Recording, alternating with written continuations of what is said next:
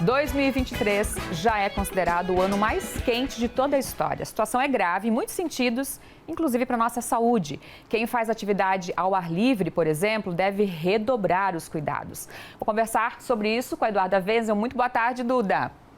Boa tarde, Fábio. Boa tarde a toda a audiência que nos acompanha em mais um início de semana. E é muito importante a gente continuar praticando as atividades físicas, mas com esse calor isso pode oferecer um pouco de risco para a nossa saúde. Quem está aqui comigo é o educador físico Cauê, que vai nos explicar um pouco quais são os riscos de praticar essas atividades em temperaturas muito elevadas. Boa tarde, Cauê.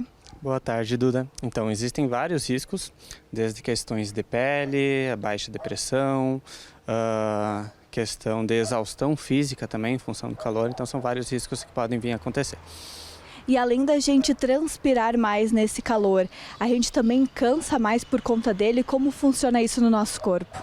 Isso, na verdade a transpiração já é um mecanismo de defesa do corpo para produzir a sudorese e o próprio vento fazer com que haja a diminuição corporal. Então há esse gasto energético a mais em função da sudorese, aí pode fazer com que os exercícios em si acabem se tornando muito pesados.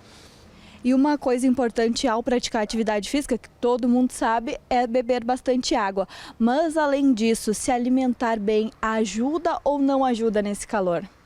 Ajuda sim, se alimentar certo também. Além de água, a gente procurar alimentos que sejam leves e ricos em água, em sais minerais também, porque o alimento pesado em si ele pode acabar somando a sudorese por uma gestação mais difícil, por estar mais difícil de digerir esse alimento, então causar mais um gasto calórico ali e depois pode acabar dando náuseas, pode acabar gerando desmaios, entre outras coisas.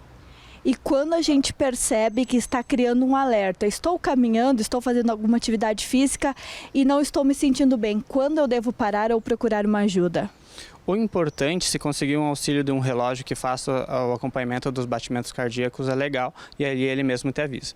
Senão nós temos alguns testes que são passados pelos professores. Um é o talking testing, então se você não conseguir falar, você está com os batimentos muito elevados. Outro teste é a questão de tontura, se você está sentindo tontura é importante até se abaixar, porque a queda pode ser menor, né?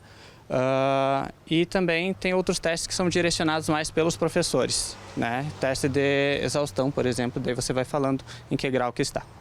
Por isso que é importante o pessoal também ter a ajuda de um profissional. O pessoal que não vai na academia consegue ter ajuda desses profissionais por outro meio?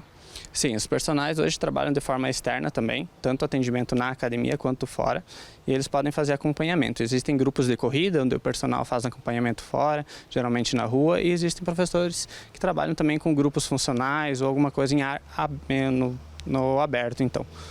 Então tá bem, muito obrigada. Lembrando também, né, Cauê, dos horários, para o pessoal procurar horários que está menos quente para fazer essas atividades físicas. E ficam essas dicas aí, Fábio.